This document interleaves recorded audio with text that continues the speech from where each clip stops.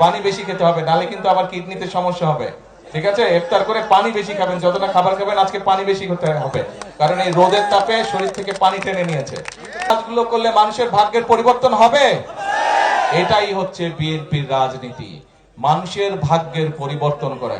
আজকে যে মাসে 5,000 টাকা কামাই করে, আমরা চাই তার আয় রুজিটা আগামী 2-4 বছরের মধ্যে যাতে 5 থেকে ইনশাল্লাহ 10,000 টাকায় পৌঁছে।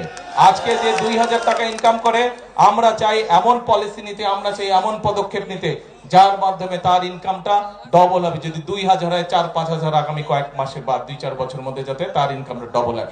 এটাই হচ্ছে আমাদের রাজনীতির লক্ষ্য, এটাই হচ্ছে শহীদ জিয়ার রাজনীতি, এটাই হচ্ছে খালেদা জিয়ার রাজনীতি, এবং এটাই হচ্ছে আপনাদের নির্বাচিত বিএনপি সরকারের রাজনীতি।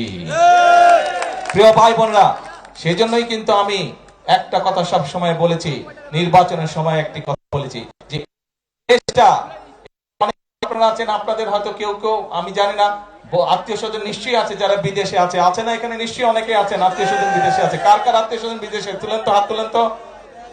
এই যে অনেক মানুষের আত্মীয় স্বজন বিদেশে, আত্মীয় স্বজনের সাথে যখন কথা হয়, ওরা বলে না বিদেশের দেশগুলো অনেক সুন্দর, বলে, গল্প শুনুন না ওদের কাছে। ভাই, ওদের দেশটা যদি সুন্দর হয়, ওকে জিন ভূতে এসে দেশ বানায় দিয়ে গেছে? ওদের দেশে, ওই দেশের মানুষই তো দেশ সুন্দর করেছে না? ওদের তো জিন এসে দেশ সুন্দর করে নেই, ওই দেশের মানুষই তো ওদের দেশকে গড়ে তুলেছে, তাই তো? ওরা পারলে তাহলে আমরা কেন পারবো না? আমরাও ইনশাল্লাহ পারবো। এই দেশের মানুষই 71 সালে যুদ্ধ করে এই দেশ স্বাধীন করেছিল। এই দেশের মানুষই সালে আন্দোলনের মাধ্যমে এই দেশের ছাত্র জনতা এই দেশ থেকে স্বৈরাচার বিদায় করেছিল। কাজেই এই দেশের মানুষই শহীদ জিয়ার সময় এই খাল খননের মাধ্যমে, পানি সরবরাহ করার মাধ্যমে এই দেশ থেকে খাদ্য উৎপাদন দ্বিগুণ করে দেশ থেকে বিদেশে খাদ্য রপ্তানি করেছিল। তাহলে এই দেশের মানুষ যদি এতগুলো কাজ করতে পারে, ইনশাআল্লাহ আপনারাই গড়ে তুলতে পারবেন আগামীর ভবিষ্যৎ বাংলাদেশ। শুধু আমাদেরকে পরিকল্পনা করতে হবে এবং আমাদেরকে সতর্ক সজাগ থাকতে হবে যে বিভিন্ন রকম কথাবার্তা বলে কারা দেশে বিশৃঙ্খলা তৈরি করতে চায়, তাদের বিরুদ্ধে আমাদেরকে সজাগ থাকতে হবে। পারবেন? কে পারবেন? খেয়াল রাখতে হবে।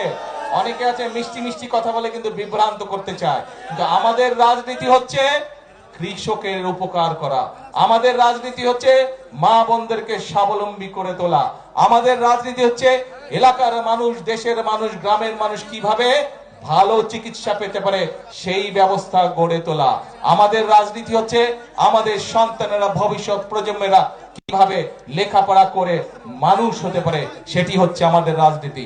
আমাদের রাজনীতি হচ্ছে কি করে মানুষের কর্মসংস্থানের ব্যবস্থা করব, সেটি কৃষিতে হোক, সেটি শিল্পে হোক, সেই ব্যবস্থা গড়ে তোলা।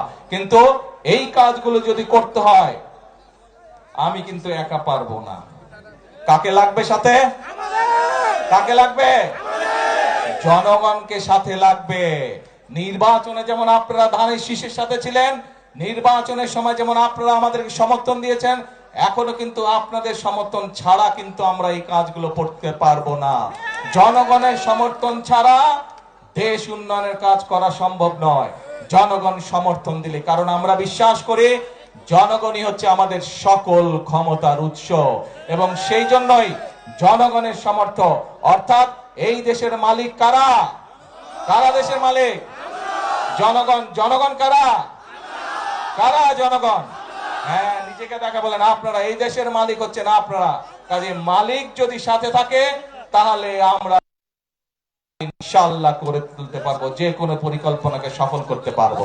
সেই জন্য আসুন, আজকে শুরু হোক এই খাল খনন কর্মসূচি আমরা উদ্বোধন করেছি।